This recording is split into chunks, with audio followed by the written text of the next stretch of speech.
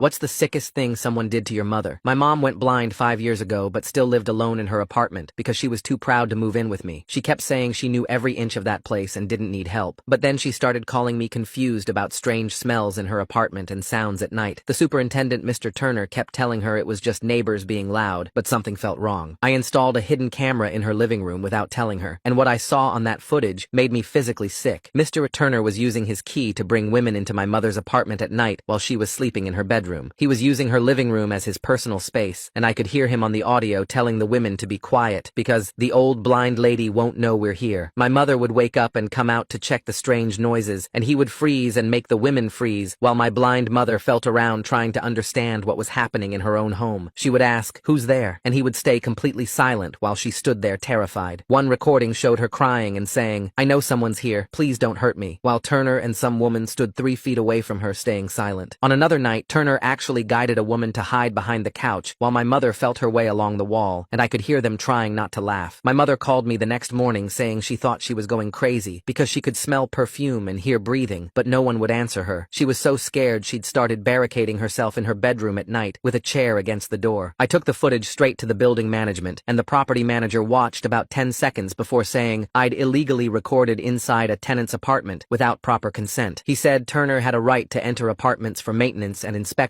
with proper notice. I told him Turner was bringing women there at night and terrorizing my mother, and he said without proof of criminal activity, it was Turner's word against a confused elderly woman who couldn't even identify what she thought was happening. I called the police, but they said it was a civil matter unless Turner had committed a crime, and being in the apartment he had keys to wasn't technically breaking and entering. The officer actually said, "How does she even know anyone was there if she's blind?" Like my mother's disability made her testimony worthless. I found out from another tenant that Turner had been doing this for months, that everyone could hear noises from my mom's apartment when she wasn't home or late at night. One neighbor said she'd complained about hearing people in there, but management told her to mind her own business. Another tenant told me Turner had actually bragged to him about using the blind lady's place because it was nicer than his basement unit, and she'd never know. Turner had been treating my mother's home like his personal motel, knowing she couldn't see to identify him, counting on her blindness to make her look crazy if she complained. I went back through the footage and found something worse. Turner was bringing my mother's mail to these women and showing them her personal information, her bank statements, her medical records, laughing about her diabetes medication costs. In one video, he went through her photo albums with some woman, mocking old pictures of my mother from before she went blind, saying, "Look at her thinking she was hot stuff." He'd been violating not just her space, but her entire life, turning her memories into entertainment. When I confronted Turner directly with printed screenshots from the videos, he smiled and said my mother was senile and imagining things, that maybe she needed to be in a nursing home if she was that paranoid. He actually had the nerve to say, "It must be hard for her, living in darkness and confusion. Maybe it's time for assisted living." Then he leaned in close and said, "Your camera doesn't prove anything except that you're spying on your own mother, and that's pretty sick." I wanted to kill him right there in the hallway. My mother had started sleeping in her clothes because she was terrified of who might be in her apartment. She'd stopped using her living room entirely because she said it didn't feel like hers anymore, that it smelled different and the furniture felt dirty. She'd stopped cooking because she was afraid to be in the kitchen where she couldn't hear someone approaching. The management company sent a letter saying I was harassing their employee, and if I continued, they'd evict my mother for lease violations related to unauthorized recording equipment. They said Turner was a valued employee who'd never had complaints before, which was a complete lie. They knew exactly what Turner was doing, and they were protecting him because he kept the building running cheap, and they didn't want to find a new super. I spent the next week gathering more evidence and finding other tenants he'd victimized. What I discovered about Turner was going to destroy him and everyone who protected him. I started knocking on every door in the building with a notebook in my hand. The first few people looked at me through their peepholes and didn't answer. When I knocked on 3C, an older woman opened the door just a crack with the chain still on. I told her I was from 4B's family and needed to ask about strange things happening in the building. Her face changed when I mentioned my mom was the blind woman. She unchained the door and pulled me inside. She said Turner had been using her apartment key while she was at her daughter's house last month. Her neighbor saw him going in with some woman and called her. When she got back, her couch cushions were flipped and there were beer bottles in her trash. The building manager told her she must have forgotten about maintenance work. I wrote everything down while she talked. The elderly man in 2F had a worse story. He said Turner bragged to him about having keys to every apartment and using them for dates. The old man thought Turner meant empty units until he started hearing about other tenants finding things moved. He'd seen Turner coming out of apartments when people were at work. Turner even showed him a watch he'd taken from someone's dresser, saying the owner would never notice it was gone. I spent 3 hours going door to door and filled 20 pages of notes. Back in my apartment, I opened my laptop and started making a timeline. Each story got its own entry with dates and and details. Mrs. Carter in 5A found her prescription pills moved. The college student in 1D came home to cigarette smell in his bathroom. A retired teacher found her spare cash missing from her kitchen drawer. The pattern was clear. Turner had been doing this for at least 2 years, maybe longer. He picked people who worked nights, traveled often, or had disabilities. Anyone who complained got told they were confused or mistaken. Nora O'Leary from down the hall knocked on my door that evening. She handed me a spiral notebook filled with handwritten notes. She'd been keeping track of noises from my mother's apartment for 3 months. Every entry had the date, time, and what she heard. Footsteps at 2 a.m. when my mother was definitely asleep. Voices laughing at midnight. Music playing softly at 3 a.m. She said she'd complained 5 times, but management threatened her with eviction for harassment. The next morning, I called every tenant who worked night shifts. A nurse named Jessica told me she'd come home early from her shift and found her apartment smelling like men's cologne and cigarettes. Her jewelry box was open and her grandmother's earrings were gone. Management said she probably left her window open and misplaced the earrings herself. She'd installed her own lock after that, but still felt violated. Another night shift worker, a security guard, found his apartment door unlocked when he knew he'd locked it. Turner had a pattern, and we all saw it now. My phone rang while I was typing up more notes. My mother was crying, so hard I could barely understand her. She said her jewelry box had been moved, and her grandmother's ring was missing. The ring she never took off except to clean it. The ring that meant everything to her. I grabbed my keys and drove over there, my hands shaking on the steering wheel. She was sitting on her bed holding the empty ring box, running her fingers over the velvet where the ring should have been. I held her while she cried and promised I'd get it back. That afternoon, I called Adult Protective Services. The woman who answered transferred me to an investigator named Gabriel Schmidt. I told him everything while he took notes. He asked detailed questions about my mother's living situation, her fear level, and what evidence I had. He scheduled a home visit for the next day and said he'd document everything. He told me this sounded like a serious case of elder abuse and exploitation. That night, I went to the hardware store and bought door alarms for my mother's bedroom and bathroom. She was embarrassed when I installed them, saying she felt like a child who needed baby gates, but she admitted she hadn't been sleeping. She'd been lying awake, listening for footsteps, afraid to even go to the bathroom at night. The alarms made a loud beeping sound when the doors opened. At least she'd know if someone tried to come in while she slept. Gabriel arrived the next morning exactly when he said he would. He spent 2 hours with my mother, carefully writing down everything she told him. He took photos of how she'd barricaded her bedroom door with a dresser. He photographed the chair she'd wedged under the doorknob. He documented the blanket she'd stuffed under the door to block the gap. When he was done, he pulled me aside in the hallway. Turner's been using that master key for way more than just checking apartments. The way he told that other tenant about the watch he took makes me wonder how many other souvenirs he's collected from people's homes over these 2 years. He said this was one of the worst cases of elder abuse he'd seen in 15 years. The psychological torture alone was criminal. He promised he'd file his report immediately and contact law enforcement. After he left, I remembered the mail Turner had been showing to women. That was mail theft, a federal crime. I called the Postal Service and filed a complaint. They transferred me to a postal inspector named Owen McPherson. He took my report seriously, asking for dates and details about what I'd seen on the video. He said mail theft carried serious federal penalties and he'd start an investigation immediately. He gave me his direct number and said to call if I remembered anything else. 2 days later, a thick envelope showed up at my door with the property management company's logo on it. Inside was a cease and desist letter saying I was harassing their employee, and if I didn't stop immediately, they'd sue me for defamation and interference with business operations. The letter had 3 pages of legal threats about how much money they could get from me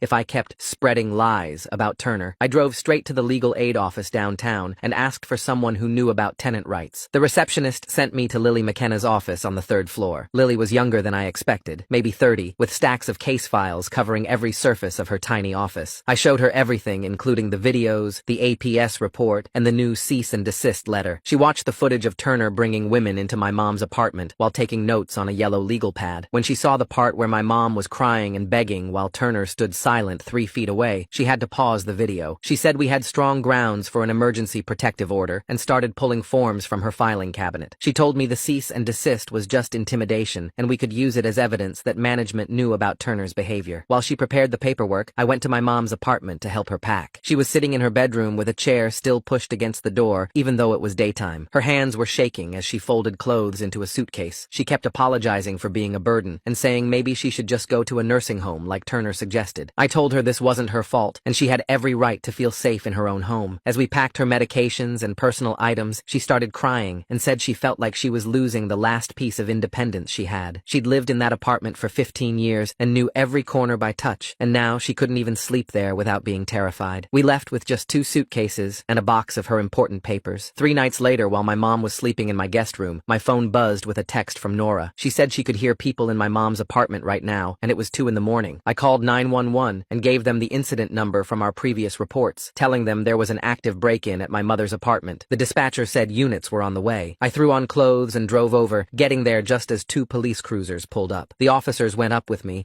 and we could hear voices coming from inside my mom's apartment. One officer knocked hard and announced police presence. The door opened, and there was Turner with 2 women behind him on my mom's couch. He immediately started saying he was doing a maintenance inspection for a leak from the apartment above. The officers looked at their watches, and one said it was an odd time for maintenance work. Turner pulled out a clipboard with some forms on it and insisted everything was legal since he had authority to enter for emergencies. The women looked uncomfortable and started gathering their purses to leave. The officers took everyone's information and asked Turner why he hadn't notified the tenant about this emergency inspection. Before Turner could answer, the property manager showed up, out of breath from running up the stairs. He was wearing sweatpants and a wrinkled shirt like he'd just rolled out of bed. He started talking fast about how there was indeed a leak reported, and Turner was just being diligent about preventing water damage. The officers seemed skeptical, but said without evidence of criminal intent, this was a civil matter between tenants and management. They documented everything in their report and told me I could get a copy at the station the next day. After everyone left, I sat in my car and called Lily, even though it was 3 in the morning. She said to get the police report first thing, and she'd file for the protective order immediately. The next morning, I picked up the report and drove it to Lily's office. She'd already prepared all the paperwork, and we went straight to the courthouse. The judge reviewed everything, including the videos, the APS report, and the police report from the night before. He granted a temporary protective order requiring Turner to stay at least 100 feet away from my mother and her apartment. The order also prohibited him from entering her unit for any reason. Lily said we'd have a full hearing in 2 weeks to make it permanent. Within hours of being served with the protective order, Turner started his revenge. I got texts from 5 different tenants saying Turner was suddenly finding urgent maintenance issues in their apartments. He was showing up with his clipboard claiming he needed to check for mold, test smoke detectors, inspect plumbing, anything to make people uncomfortable. One tenant said Turner stood in her living room for 20 minutes, just writing notes and muttering about how some people didn't appreciate all the work he did. Another tenant heard him say something about snitches getting what they deserve. I decided to organize a meeting and Nora offered her apartment. The next evening, 12 people showed up, some I'd never even talked to before. Everyone had Turner stories. One elderly man said Turner had been entering his apartment when he was at dialysis. A young couple said they'd changed their locks after catching Turner going through their closet. We created a shared document where everyone could record dates, times, and details of Turner's behavior. People exchanged phone numbers and agreed to text the group if Turner showed up at their apartment. Everyone promised to support each other if management tried to evict anyone in retaliation. The next morning, Gabriel from APS called with good news. His supervisor had reviewed the case and was recommending immediate accommodation measures for my mother. They were requiring the building to change her locks immediately and restrict key access to only approved personnel. Gabriel was sending an official letter to management that day, requiring compliance within 48 hours, or they'd face penalties. He said this was just the beginning, and they were opening a full investigation into the building's treatment of vulnerable tenants. 2 days later, the property manager called me, saying they wanted to help find a solution, and asked me to come to his office. I drove over thinking maybe Gabriel's letter had scared them into doing the right thing. The manager sat behind his desk, shuffling papers, and told me they had a unit available on the first floor that my mother could move into right away. He slid the floor plan across his desk, and I saw it was half the size of her current place, and the windows faced the dumpster area where trucks came at 5 in the morning. I pointed out that my mother had spent 5 years learning every inch of her current apartment, and moving her would mean she'd have to start over completely blind in an unfamiliar space. He just shrugged and said it was the best they could do. I left his office knowing they weren't trying to help at all. The postal inspector called me that afternoon saying he'd interviewed Turner about the mail theft I'd reported. He told me Turner had been sweating through the whole interview and kept changing his story about why he'd been in my mother's apartment with her mail. First, Turner said he was checking for water damage. Then he said he was looking for a gas leak. Then he claimed my mother had asked him to bring her mail inside. The inspector said Turner's contradictions were helping build the federal case, and they were pulling security footage from the post office to track how often Turner had been taking mail from other units too. That same evening, my mother was sitting in my living room when my neighbor's keys jingled in the hallway outside my door. She jumped up from the couch and started shaking so bad I had to catch her before she fell. She kept saying Turner had found her and was coming to get her. I held her while she cried and shook for 20 minutes before she believed me that it was just my neighbor coming home from work. Watching her react like that made me realize she might never feel safe again, no matter what happened to Turner. Lily called the next morning saying the judge wanted to hear direct testimony before extending the protective order past the temporary one we'd gotten. She said my mother would need to appear in court and tell the judge what Turner had done to her. My mother's hands started shaking when I told her, but she said she'd do it because she wanted him stopped before he hurt anyone else. else. I spent the rest of that day at City Hall filing public records requests for any complaints filed against Turner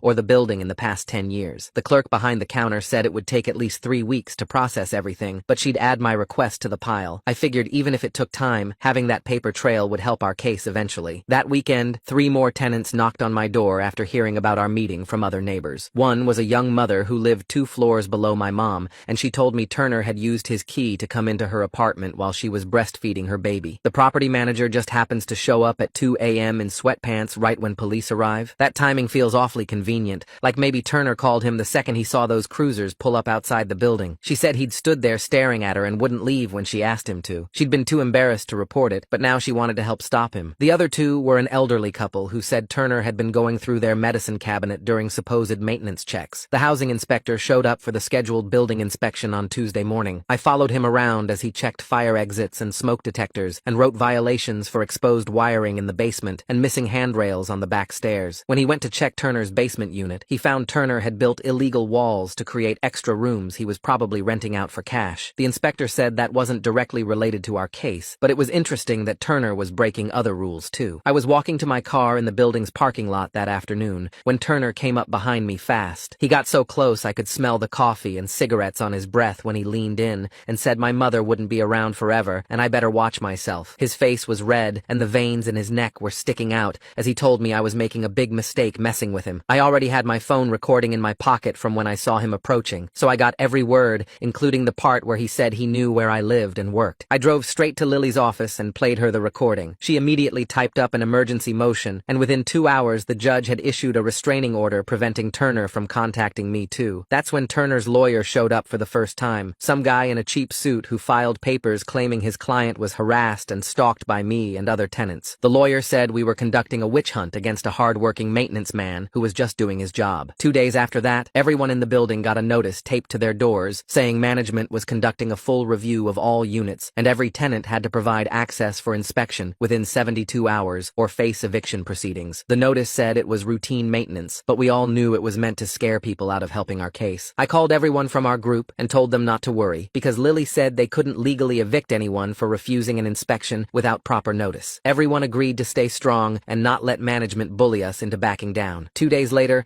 I was sorting through mail when I saw the certified letter from Adult Protective Services that Gabriel had promised would come. The postal worker made me sign for it, and I could see the property manager's name on the second envelope he was holding. I opened mine right there in the lobby and read Gabriel's official letter requiring management to provide reasonable accommodations for my mother within 10 days, including new locks with a strict key control policy that would track every entry. The letter listed specific penalties for non-compliance, and I photocopied it 3 times before sliding 1 copy under the property manager's door, since I knew he'd try to claim he never got his. My mother was sitting in her bedroom when I told her about the protective order hearing coming up next week, and she started shaking. So bad I had to hold her hands. She said she couldn't face Turner in court, but I explained he wouldn't be allowed near her, and there'd be officers there to keep everyone safe. Her doctor prescribed anxiety medication that afternoon, and we spent the next 3 days practicing what she'd say with Lily sitting across from us at my kitchen table. Lily was patient and gentle, having my mother describe specific incidents while I wrote down key phrases she should remember. My mother would start crying sometimes, and Lily would wait quietly until she could continue, never rushing her or making her feel weak for being scared. The morning of the hearing, I helped my mother into her best dress, and we arrived at the courthouse early so she could get familiar with the space by touching the walls and counting steps to the witness stand. Turner showed up with a lawyer who looked expensive and immediately started whispering to him while staring at us. When the hearing started, Turner's lawyer stood up and began painting my mother as a confused elderly woman who couldn't even see what she claimed was happening in her apartment. He asked her how she could identify Turner if she was blind, and she answered clearly that she recognized his cologne and his breathing pattern and the way his keys jangled when he walked. The lawyer tried to confuse her with rapid questions, but she stayed calm and described the terror of knowing someone was in her home while they refused to answer her. She told the judge about barricading herself in her bedroom and sleeping in her clothes and being too scared to use her own kitchen. The judge kept looking at Turner while my mother spoke, and I could see his jaw tightening when she described crying and begging the invisible intruders not to hurt her. Turner's lawyer tried to argue that entering an apartment for maintenance wasn't a crime, but the judge cut him off and said terrorizing a blind woman in her own home showed a level of cruelty that warranted protection. He extended the protective order for 6 months and warned Turner that any violation would result in immediate arrest. Within hours, everyone in the building knew Turner had been suspended from his job pending investigation because because the maintenance company van wasn't in its usual spot, and a different guy was checking the boiler room. Some tenants were quietly celebrating in the hallway, but we all knew this was just the beginning, and Turner still had keys to other buildings where he worked. I was searching online for more information about Turner when I found a blog post from last year, written by a woman who'd lived in our building. She described coming home to find her furniture moved slightly and her personal items rearranged, and how management had dismissed her complaints as paranoia. She'd moved out after 6 months of feeling violated in her own home, but she responded to my email within an hour, saying she'd provide a sworn statement about her experience. Owen McPherson called me that afternoon to say they'd built enough evidence for federal mail theft charges, since Turner had been photographed going through my mother's mail on my hidden cameras. He explained the federal process would take months, but warned me that Turner might try to run if he found out about the investigation, so we needed to keep it quiet. My mother was sitting in my living room when she told me she could never go back to her apartment, even with new locks, because the space felt too violated to ever be home again. We started looking at assisted living facilities that afternoon,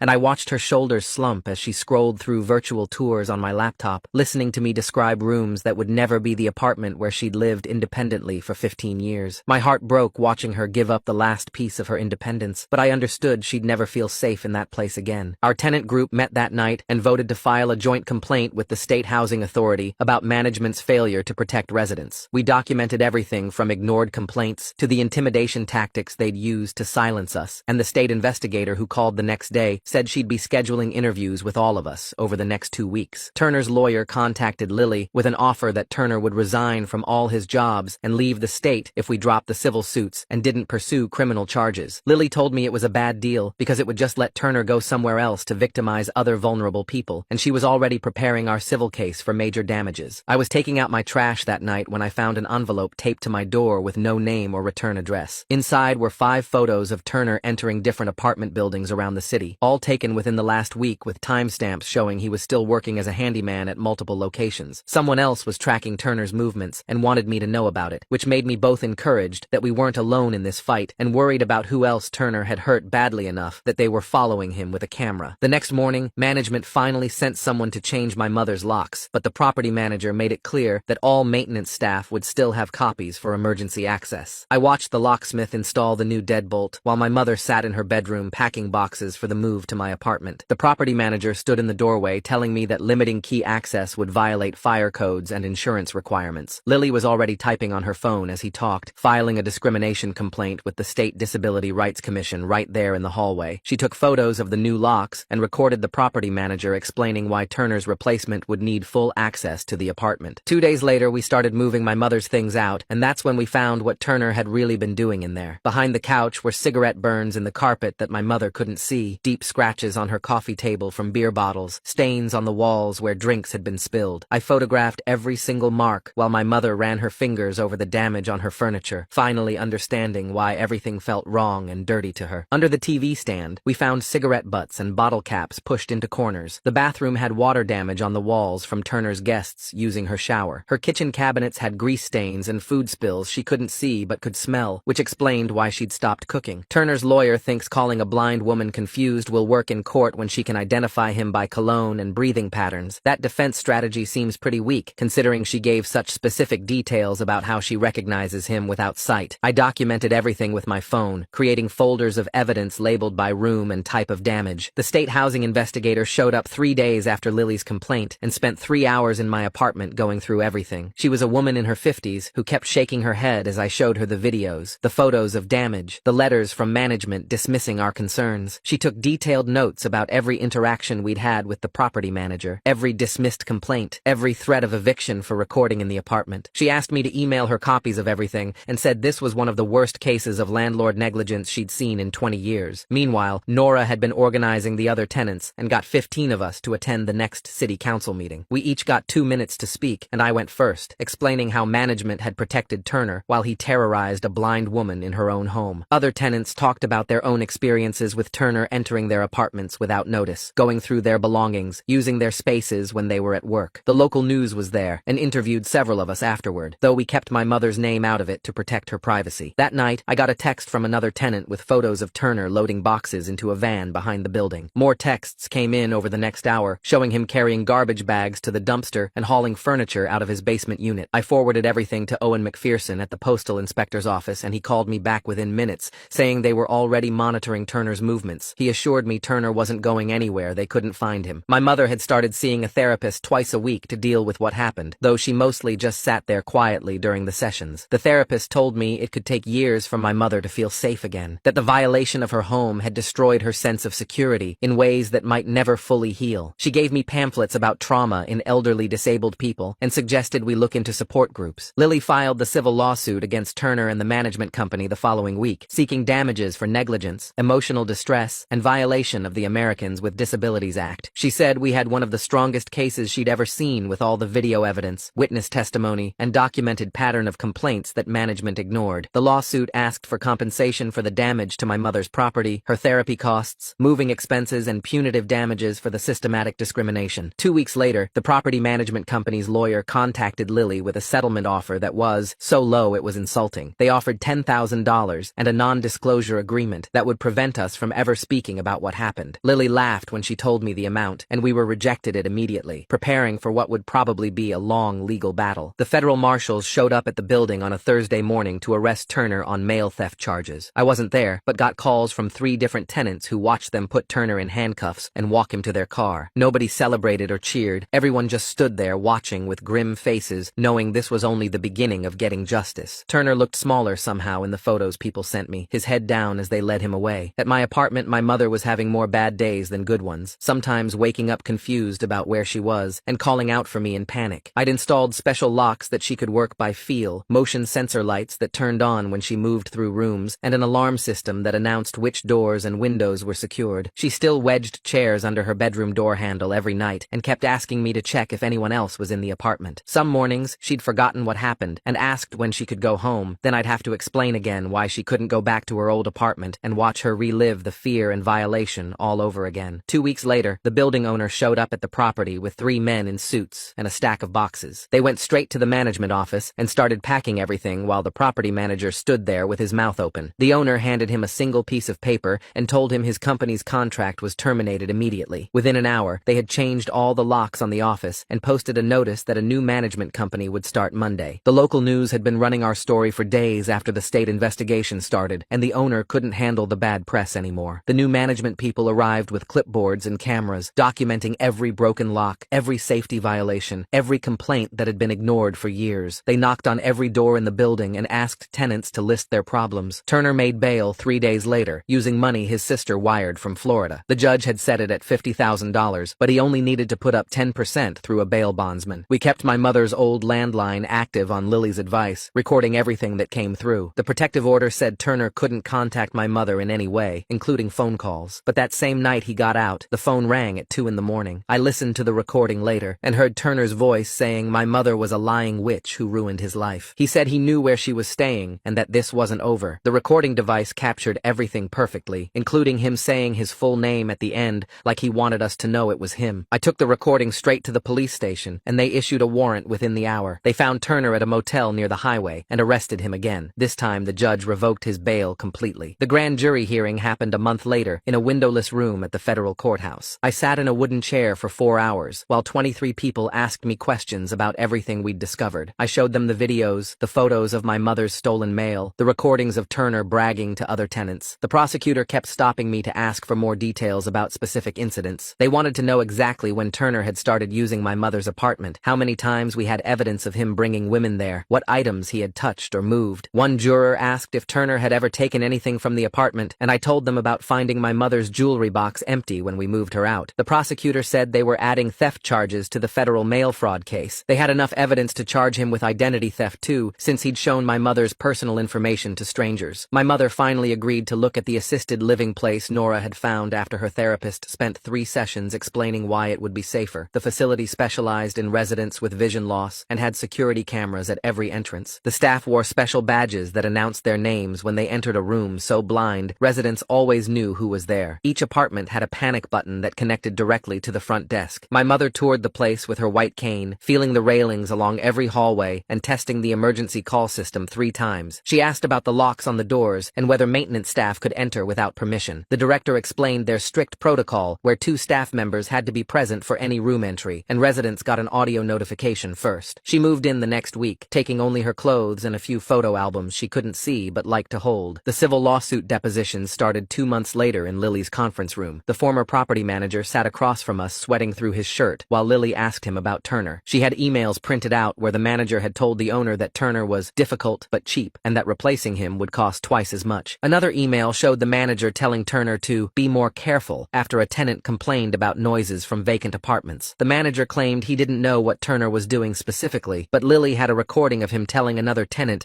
that Turner had his ways of keeping the building running smoothly. The owner's deposition revealed he'd been warned about Turner 5 years ago by the previous management company, but kept him anyway to save money. Turner took a plea deal 6 months after his arrest, agreeing to 18 months in federal prison for mail theft to avoid trial on the other charges. The prosecutor said it wasn't enough for what he did, but it guaranteed he'd be locked up and have a federal conviction on his record forever. He'd never be able to work in property management again, or any job that required entering people's homes. The sentencing hearing was quick, and Turner didn't say anything except guilty when the judge asked for his plea. His sister was there crying in the back row, but my mother didn't attend. Management's lawyers called Lily with a settlement offer that included paying for my mother's therapy and 2 years of assisted living costs, plus a cash payment for pain and suffering. They wanted a non-disclosure agreement at first, but Lily told them we'd go to trial before agreeing to stay quiet about what happened. They came back with the same offer, but no NDA requirement. My mother just wanted it to end so she could stop thinking about lawyers and depositions and court dates. We signed the papers in Lily's office while my mother held my hand. Turner's sister wired him $50,000 for bail money from Florida. That's interesting. Makes me wonder what kind of relationship they have that she'd send that much cash for someone doing these terrible things to a blind woman. The check arrived 2 weeks later, and we set up a trust to manage my mother's care expenses. The money helped, but it didn't fix the fear that stayed with her. She still tested her door locks multiple times before bed and asked the staff to check her room for strangers, even though she knew it was safe. My mother started making friends at the assisted living facility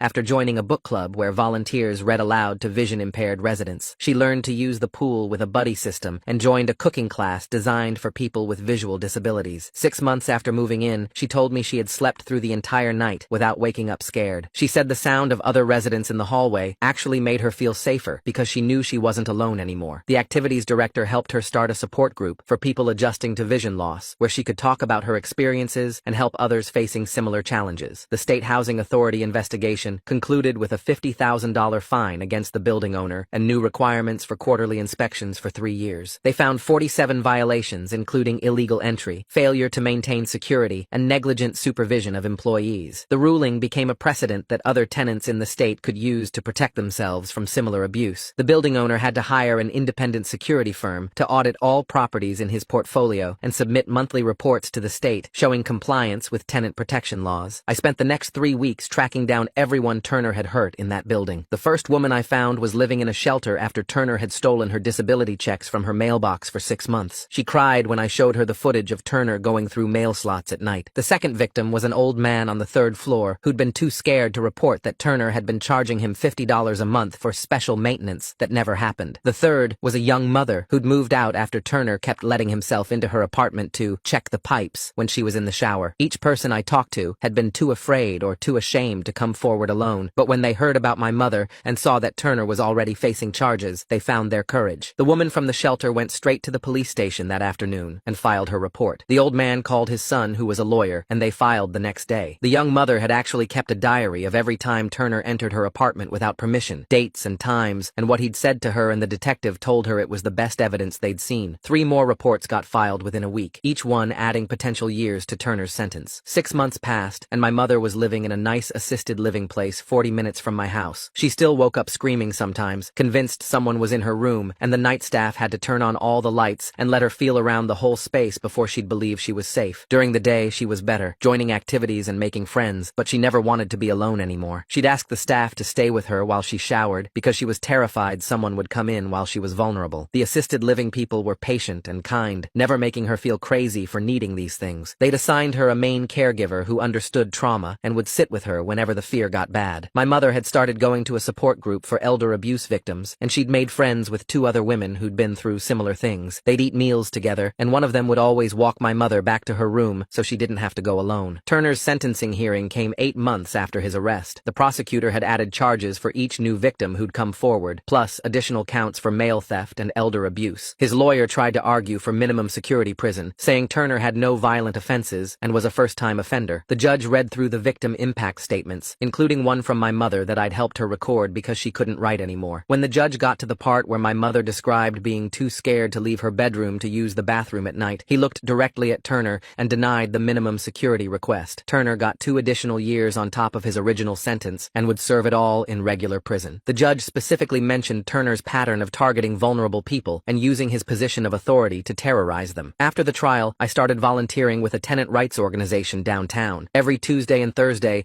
I'd help other people document abuse by landlords and building staff. I taught them how to set up cameras legally, how to keep records, how to file reports with the right agencies. One woman came in with a situation almost exactly like ours, a building manager who was entering her disabled father's apartment without permission. I walked her through every step we'd taken, gave her the contact information for the investigators who'd helped us, showed her how to file with Adult Protective Services. It felt good to turn our nightmare into something that could help other people. The organization asked me to speak at their annual fundraiser about our case and how it had changed tenant protection laws in the state. The building where everything happened got new owners who immediately installed cameras in every hallway and stairwell. They put in a digital key system that tracked every time someone used a key and which door they opened. Nora had organized the tenants into a committee that reviewed the security footage monthly and reported any violations to the state agency that was monitoring the building. She called me once to say they'd caught the new maintenance guy going into an apartment without proper notice, and he'd been fired the same day. The building felt safer than it ever had before, though most of Turner's victims had already moved out. My mother and I found our new normal over the next year. I visited her every Sunday, and we'd go to the dining room together where she felt safe with all the people around. She'd tell me about the activities she'd done that week, the crafts class where they helped her feel the materials since she couldn't see them, the music therapy where she could just listen and relax. We talked on the phone every night at 8 o'clock, and she'd always start by telling me she was safe, that her door was locked, that the staff had already checked her room. Some days, she was genuinely happy, laughing with her friends and enjoying her meals. Other days, the trauma would hit, and she'd spend hours in her room afraid to come out. A year after Turner went to prison, we still got occasional updates from the prosecutor about his status. He'd been denied his first parole hearing and wouldn't be eligible again for another year. My mother didn't want to know these details anymore because she was trying to focus on moving forward. She'd started working with a therapist who specialized in trauma in elderly people, and they were making slow progress on her fear of being alone. She could go to the bathroom by herself now, as long as she could hear other people in the hallway. Looking back at everything that happened, we got more justice than most victims ever see. Turner went to prison, the building got reformed, laws got changed, other victims found their voice, but it came at such a huge cost to my mother's independence and peace of mind. She'd lived alone successfully for years after going blind, proud of her ability to take care of herself, and Turner had stolen that from her forever. She'd never be able to live independently again, would never feel completely safe, even in her own space. I'm grateful she's protected now in assisted living, grateful the staff understands her needs, grateful she's slowly healing, but I'll never forgive the system that ignored the complaints for so long, that dismissed her fears because she was blind, that protected Turner until we forced them to act. Thanks for sticking with me and wandering through all these twists and turns today. It's been such a ride sharing it with you all. Take care, and I'll see you next time. Like the video. It helps more than you think.